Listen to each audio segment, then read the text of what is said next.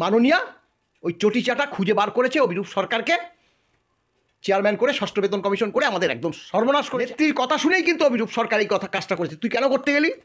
আজকে তোকে তো দেখলে পরে কর্মচারী সমাজ চটিচাটা দালাল বলছে। ভালো লাগছে? যা টাকা রোজগার করবে দুর্নীতির মাধ্যমে তার একটা অংশ এই ক্যামাক স্ট্রিট আর কালীঘাটে দিতে হবে, এবং যাচ্ছে। সেদিনকে বেশ কিছুদিন আগে তো 5 কোটি টাকা ধরা পড়লো কলকাতায়। কোথা থেকে এসেছিল? না, বীরভূম থেকে। এবং শুনছিলাম প্রভাবশালীর কাছে আমাদের লালিপাপটা দেখিয়ে তিনি এই বেতন কমিশন গঠন করে একদম নিজের দিকে ভোট টেনে আবার ক্ষমতায় চলে আসলেন। বহু অবসরপ্রাপ্ত কর্মচারী এই যে আমাদের ষষ্ঠর পরে সপ্তম বেতন কমিশন যখন লাগু হবে তারা আর এই পৃথিবীতে থাকবে না। আমাদের সন্দেহ হচ্ছে যে বেতন কমিশনটা গঠন করে দিতে পারে। বেতন কমিশন গঠন করুক, গালটা খাবে এই রাজ্য সরকার। 20,000 টাকা সে এই সরকারের তহবিলতে দান করতে বাধ্য হচ্ছে। এটা কি সম্ভব? সরকার সেটা লুটছে, যা ইচ্ছে তাই করবে। তাই তো আমরা বলি এখনো পেনশনটা পাচ্ছে।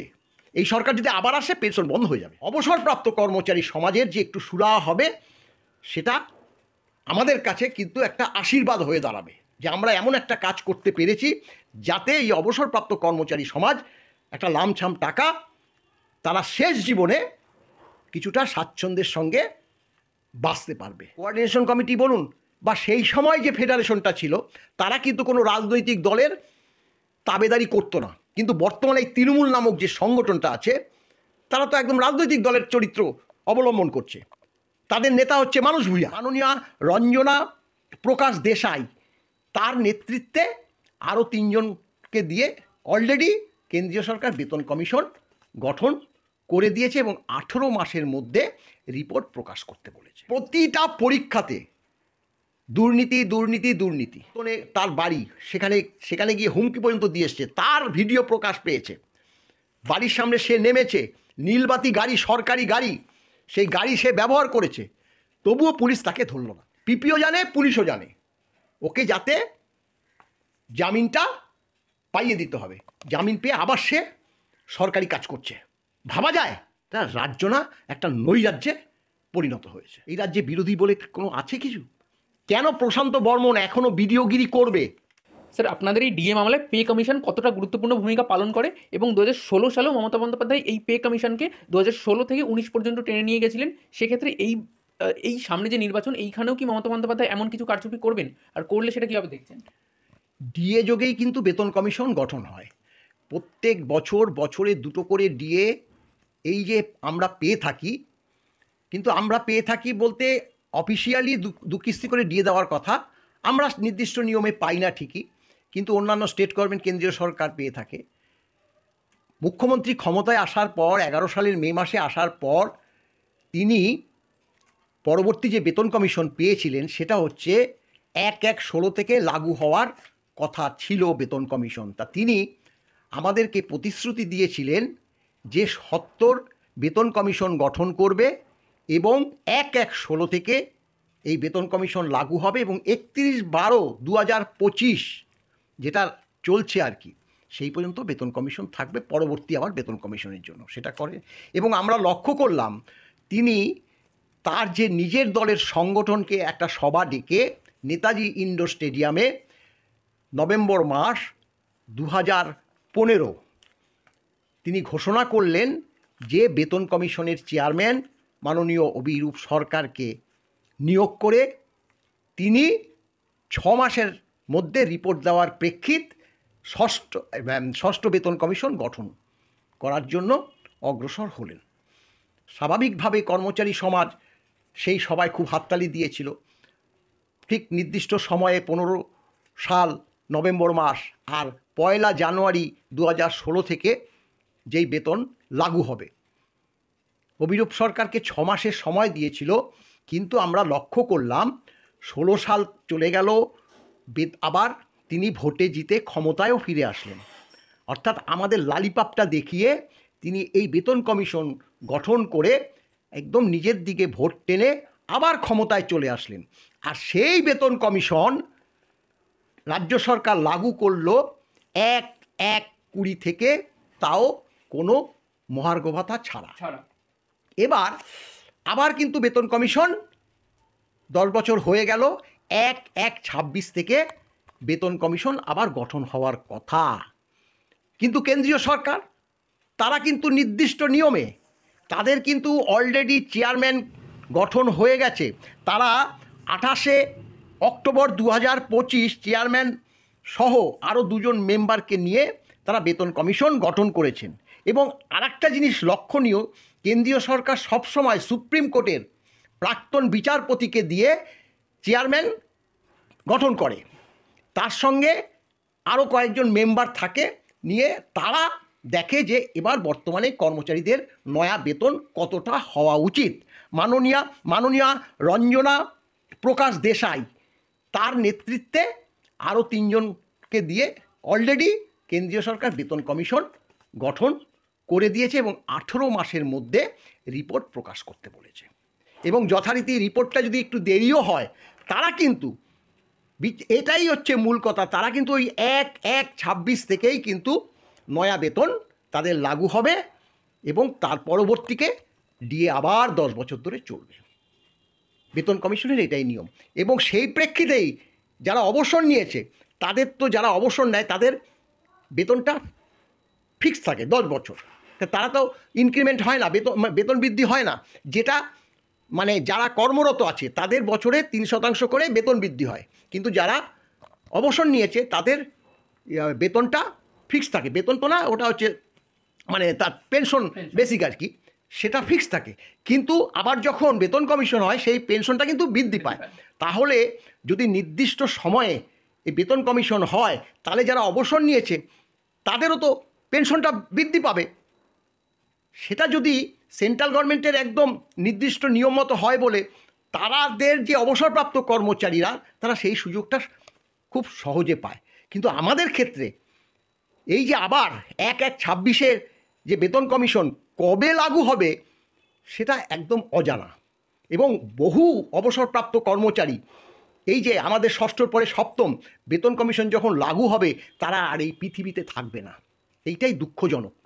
আমরা যেমন উদ্বিগ্ন, কর্মচারী সমাজকে বারবার বলছি যে আমাদের এই যে ডিএ মামলার রায়টা যে এখনও প্রকাশ পাচ্ছে না, বারবার যারা ফোনে আমাদেরকে জিজ্ঞাসা করছে, হয়তো তারা জানে তবুও একটু ভরসা খোঁজে আমাদেরকে, মলয়বাবু ডিএ অর্ডারটা কি বের হবে আর কয়েকদিনের মধ্যে?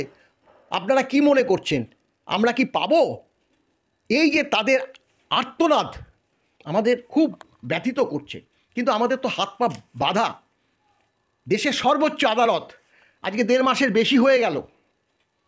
আমরা মনে করেছিলাম নভেম্বর মাসের একদম শেষে বেরোবে, শুনানি হয়েছে 1.5 মাস। হ্যাঁ, নভেম্বর মাস চলে গেল, ডিসেম্বর মাসে আজকের 2 তারিখ।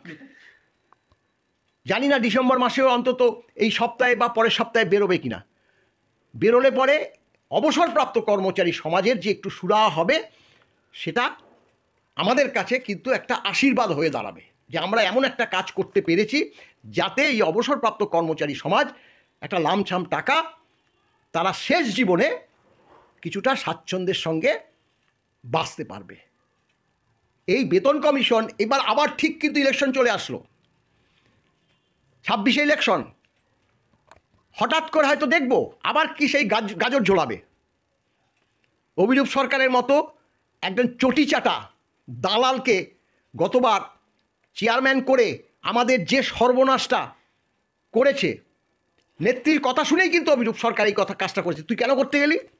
আজকে তোকে তো দেখলে পরে কর্মচারী সমাজ চটিচাটা দালাল বলছে, ভালো লাগছে? কেন ডিএর প্রভিশনটা রাখলি না? ডিএর প্রভিশনটা কেন বেতন কমিশনের রিপোর্ট বার করেনি? এখন তো সেটা বুঝতে পেরেছিলাম, অভিরূপ সরকার নিজেও বুঝতে পেরেছিল কমিশনের রিপোর্ট বের করলে সেখানে তো ডিএটা একদম অবলুপ্ত করে দিয়েছিল। আর যেই পঞ্চম বেতন কমিশন যেই রিপোর্টের ভিত্তিতে বারংবার কর্মচারী সমাজ জিতে গেছে, অতএব আবার যদি ষষ্ঠ বেতন কমিশনে থাকে সেটা তো আরও জোরালো হবে, তাই সেটাকে উবিয়ে দিয়েছিল। আজকে অভিরূপ সরকার নিজের মান, ইজ্জত, সম্মানটা কোথায় রেখেছে? আমরা তো বলি তো ও একটা দালাল, চটিচাটা দালাল, সামগ্রিকভাবে কর্মচারী সমাজকে শেষ করে দিয়েছে। আরে সরকার দেবে না, সরকার বুঝতো তখন। তুই তো চেয়ারম্যান হয়েছিস, তোর দায়িত্ব ছিল না? যত কটা বেতন কমিশন হয়েছে প্রত্যেকটা চেয়ারম্যান মাননীয় অবসরপ্রাপ্ত উচ্চ আদালতের বিচারপতি ছিল বামফ্রন্ট সরকার ক্ষমতায় আসার পর 3টে বেতন কমিশন করেছে। প্রত্যেকটাতেই কিন্তু চেয়ারম্যান করেছিল অবসরপ্রাপ্ত উচ্চ আদালতের জাজকে। আর এই মাননীয়া ওই চটিচাটা খুঁজে বার করেছে অভিরূপ সরকারকে চেয়ারম্যান করে, ষষ্ঠ বেতন কমিশন করে আমাদের একদম সর্বনাশ করেছে। আজকে মাত্র 4 কিস্তি ডিএ 18%। আজকে আমাদের 18% ডিএ ষষ্ঠ বেতন কমিশনের, আর কেন্দ্রীয় সরকারের 58%। 20 কিস্তি দিয়ে হয়ে গেছে। এই 58% ডিএ মূল বেতনে যুক্ত হয়ে একটা বুস্টিং দিয়ে ফর্মুলায় ফেলে নয়া বেতন হবে। 2.28 হতে পারে, 2.85 হতে পারে। সেটা সেই সময়ে তারা এই করতে করতে তখন যে মুদ্রাস্ফীতি থাকবে তার ভিতর বেস করে সেটার অনেকটা নিয়ম আছে, সেটা এখন আলোচনার কোনো যুক্তি নেই। পরবর্তীকালে আমরা কিভাবে বেতন বৃদ্ধি হয় সেটা নিশ্চয়ই বিশ্লেষণ করব। কিন্তু আমাদের সন্দেহ হচ্ছে যে বেতন কমিশনটা গঠন করে দিতে পারে। বেতন কমিশন গঠন করুক, গালটা খাবে এই রাজ্য সরকার। বেতন কমিশন গঠন করার পরবর্তীতেও কি সেই একইভাবে দীর্ঘমেয়াদী সময় ধরে টেনে নিয়ে যাবে শুধুমাত্র ভোটের স্বার্থে? গতবার তো তাই করেছে। এবারও কি করবে? গতবার যদি করে এবারও করবে। এবারও করবে। বেতন কমিশন গঠন করে বলবে যে আমরা 1/1/2026 থেকে বেতন কমিশন লাগু করব। সুপ্রিম কোর্টের রায়ের পরেও যদি সুপ্রিম কোর্ট এই ডিসেম্বর রায় দিয়ে দেয়? না, সে ওটার সঙ্গে এটা কোনো সম্পর্ক তো নেই। বর্তমানে ষষ্ঠ বেতন কমিশন চলছে। এর আগে বামফ্রন্ট সরকারের আমলে পঞ্চম বেতন কমিশন ছিল, কিন্তু বামফ্রন্ট সরকার তো পঞ্চম বেতন কমিশন শেষ করতে পারেনি, তার আগেই তো বিদায় নিয়েছে। তারপরে ডিএটা তো এই রাজ্য সরকার দিয়েছে 11 সালে আসার পর থেকে। তাহলে 11 সাল থেকে ডিএটা তো আমাদের একদম না দেওয়ার মতো করেছিল, যার জন্য তো আমরা মামলায় গিয়েছি। বামফ্রন্ট থাকলে তো আমরা মামলায় যেতাম না, আমরা এখনও তো বলছি।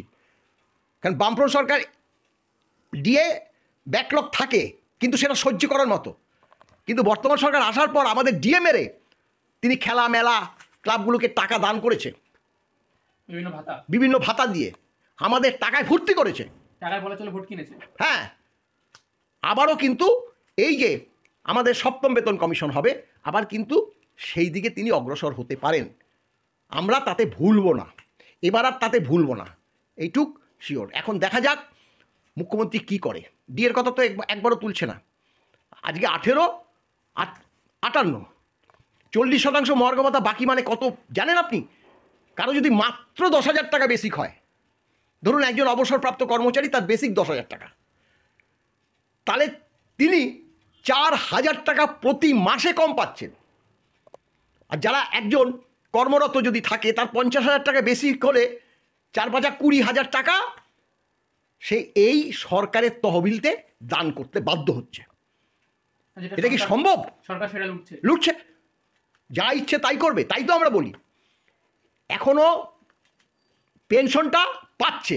এই সরকার যদি আবার আসে পেনশন বন্ধ হয়ে যাবে। এত কর্মচারী বিরোধী এই সরকার।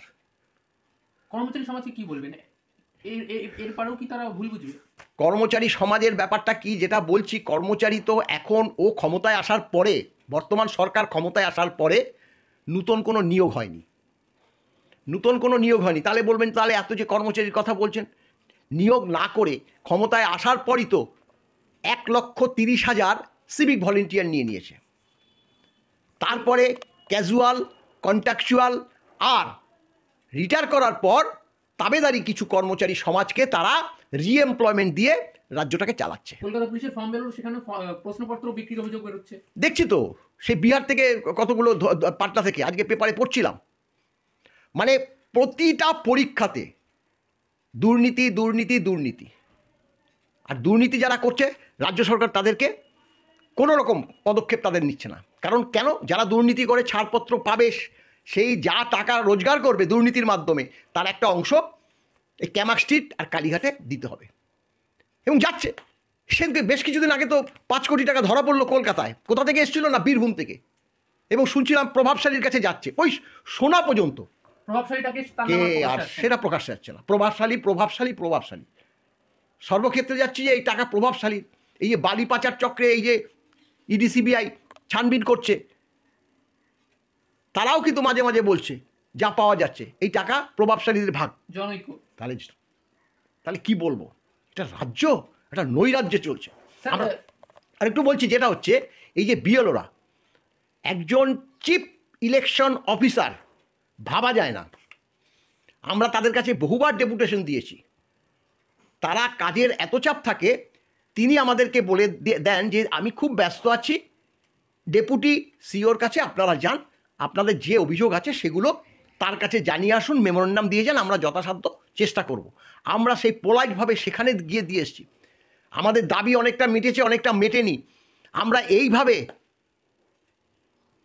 অবস্থান বিক্ষোভ করিনি। আর আমাদের দল, আমাদের কেন, আমাদের কনফেডারেশন অফ স্টেট গভর্নমেন্ট বলুন, কোঅর্ডিনেশন কমিটি বলুন, বা সেই সময় যে ফেডারেশনটা ছিল, তারা কিন্তু কোনো রাজনৈতিক দলের তাবেদারি করতো না। কিন্তু বর্তমানে এই তৃণমূল নামক যে সংগঠনটা আছে, তারা তো একদম রাজনৈতিক দলের চরিত্র অবলম্বন করছে। তাদের নেতা হচ্ছে মানুষ ভূঁইয়া, যেটা হতেই পারে না। খোদ রাজ্য সরকারি কর্মচারীরা কোনো সময় রাজনীতি করতে পারে না। এটা হচ্ছে আমাদের যে রুলস অফ রেগুলেশন আছে তার পরিপন্থী। কিন্তু তারা একদম নিজের নেতা মন্ত্রীকে সেই পদে বসিয়ে দিয়েছে যে তারা এটা দেখবে। আজকে দেখছিলাম যে সিওর সঙ্গে মানে বাদানুবাদ হচ্ছে তাদের, ভাবতেই পারা যায় না। তাই বলছি, এটা রাজ্য না, একটা নৈরাজ্যে পরিণত হয়েছে। স্যার, শেষ প্রশ্ন করবো, এই রাজ্যে শিক্ষা দুর্নীতি নতুন কিছু নয়, আপনি ডিএ কেস নিয়ে লড়ছেন, স্বাস্থ্য অবস্থা একদম তলানিতে, আর কোথায় বাকি আছে যেখানে দুর্নীতি হয়নি? কোথায় বাকি আছে দুর্নীতি হয়নি, এটাই তো কি। পঞ্চায়েত বলুন, মিউনিসিপ্যালিটি বলুন, খাদ্য দপ্তর বলুন, দমকল বলুন, পাবলিক সার্ভিস কমিশন বলুন, প্রশান্ত বর্মন বহুবার যখন তিনি 13 পেয়ে প্রাথমিক পর্যায়ে যে পরীক্ষাতে 0 পেয়েছে, ইংরেজিতে 0 পেয়েছে, হ্যাঁ, তারপরে তিনি যখন সেকেন্ডারি পরীক্ষাটা দিল সেখানে 13 পেয়েছে। সেই 13তে তিনি নাকি ওই সিরিল ট্রাইব এইসব দেখিয়ে সেই সময় নাকি প্রথম স্থান অধিকার করেছে। এবং তাকে একজন WBCS অফিসার যদি নিয়োগ করে, তার মাদার যে ডিস্ট্রিক্টে দেয় না, তিনি সেই এই আলিপুরদুয়ারে বিডিও হয়ে গেলেন। এবং এখানে পুলিশ অনেক প্রমাণ পেয়েছে এবং মিডিয়া প্রমাণগুলো তুলে ধরেছে। যে সোনা চুরি করেছে সে বলেছে আমি হ্যাঁ সোনা চুরি করেছি, সোনা চুরি করে তার কাছে গচ্ছিত রেখেছি। যাকে খুন করেছে আর কি, কিসাম কাইলা আর কি, নামটা এই মুহূর্তে আমার মনে পড়ছে না, তাকে নিজের ফ্ল্যাটে, 4 তলা বাড়ি, ফ্ল্যাট বলবো না, নিজস্ব বাড়ি, প্রায় 10 কোটি টাকার বাড়ি, সেই বাড়ির ভিতরে ঢুকিয়ে মেরেছে। 4 জন পরবর্তী আরও একজনকে গ্রেপ্তার করেছে তার সাক্ষাৎদের। অথচ পুলিশ এই প্রশান্ত বর্মনকে একটি বারের জন্য ডেকে জিজ্ঞাসাবাদ করেনি, ডেকে পর্যন্ত মানে গ্রেপ্তার তো দূরস্থ। ওই দাঁতনে তার বাড়ি, সেখানে গিয়ে হুমকি পর্যন্ত দিয়ে এসছে, তার ভিডিও প্রকাশ পেয়েছে। বাড়ির সামনে সে নেমেছে, নীলবাতি গাড়ি, সরকারি গাড়ি, সেই গাড়ি সে ব্যবহার করেছে, তবুও পুলিশ তাকে ধরল না। অথচ পুলিশ বলছে, আমরা খবরে পাচ্ছি, তার অনেক প্রমাণ পাওয়া গেছে, সে ছিল ওই সময়, সে দাঁতনে গিয়েছিল। তাহলে তাকে একবারও জিজ্ঞাসা করলো না। এবং সে কী করলো, 11ই নভেম্বর সে জামিনের জন্য আবেদন করলো, জামিনের পেপারও জাল বেরোলো, জামিনের জন্য আবেদন করলো। 26শে নভেম্বর সেই মামলা উঠল। তখন পিপি তার বিরোধিতা করলো, তার অনেক প্রমাণ আছে, অমুক আছে তমুক আছে, হ্যান ত্যান। তো জাস্ট তো বলতে, প্রমাণ যদি থেকে থাকে, আপনারা তো একটিবারের জন্য তাকে ডেকে পর্যন্ত জিজ্ঞাসা করেননি, একটিবারও তো ডেকে জিজ্ঞাসা করেননি। তাহলে তো আপনার ওকে কাস্টডিতে নেওয়ার তো কোনো প্রয়োজন নেই আপনাদের। তাই বেল দিয়ে দিল। জানে তো, পুলিশ জানে তো, পিপিও জানে, পুলিশও জানে, ওকে যাতে জামিনটা পাইয়ে দিতে হবে। জামিন পেয়ে আবার সে সরকারি কাজ করছে। ভাবা যায়? একটা বিডিও মানে একটা ব্লকের প্রশাসনের প্রধান কিভাবে কাজ করে? এই রাজ্যে বিরোধী বলে কোনো আছে কিছু? কেন প্রশান্ত বর্মন এখনো বিডিওগিরি করবে? প্রশান্ত বর্মন এখনো কেন বিডিওগিরি করবে?